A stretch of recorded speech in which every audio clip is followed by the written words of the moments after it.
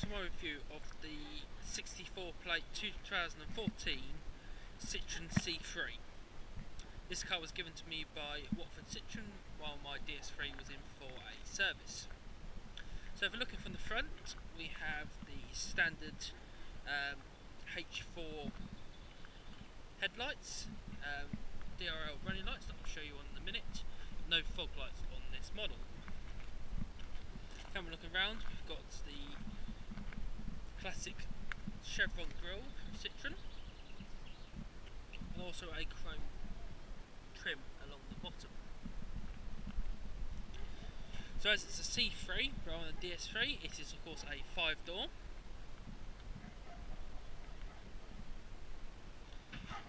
Standard 15-inch wheels with black centre caps.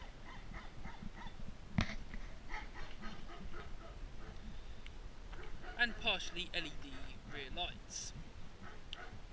In the boot we have the same sort of size boots that we have from a normal DS3 or a C3. Decent size, you can see my GoPro stuff and also a box that I picked up today. And a single tailpipe non-chromed out the back.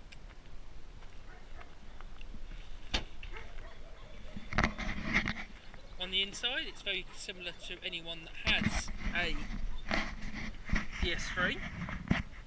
So we've got the same wheel with the flat bottom but no chrome trim. The Citroen logos on the airbag rather than DS. The dials are very similar. Obviously we've got a lot of a lower dial on this one because it's only the 3-cylinder petrol model.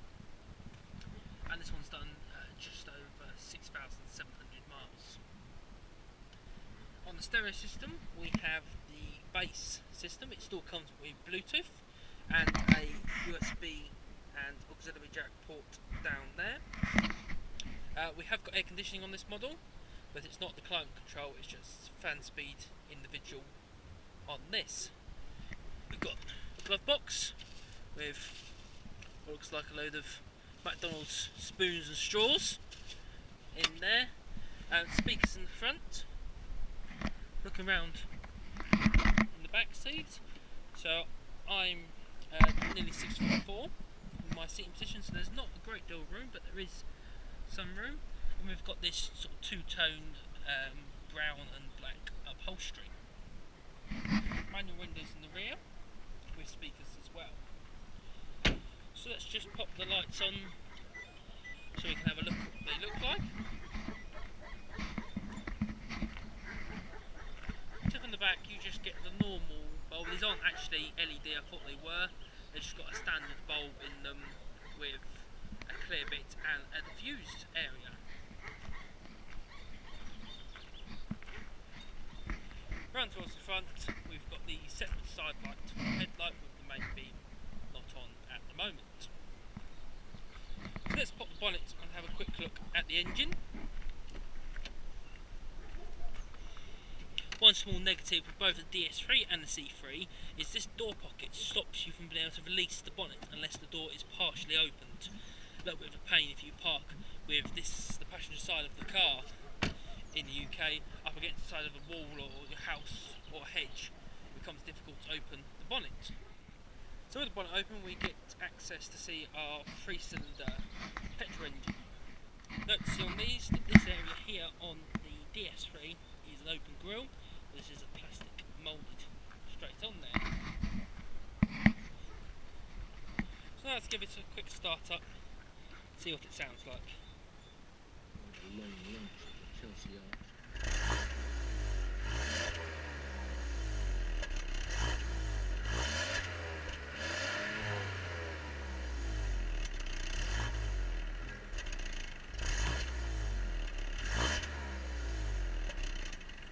We've got indicators on underneath the mirrors. This model doesn't come with folding mirrors, but I believe higher trim ones do. Let's turn off the lights so we can see our running lights. Like so. So they look like the same modules that are used in the 2013 Citroen C1. So now on the road, we will give it a full run. So this is only the I think it's a 1.2 3-cylinder petrol engine.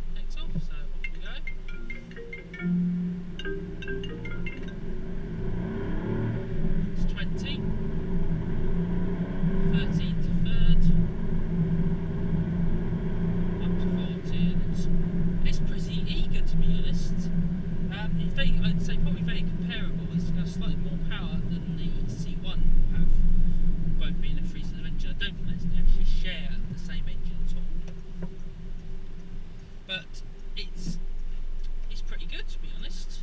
I was a bit worried when they gave it to me because my DS3 is 1.6 turbo, and it's only like 1.2 3-cylinder non-turbo, naturally aspirated. But it's actually pretty good, to be honest. It's not too bad. Here,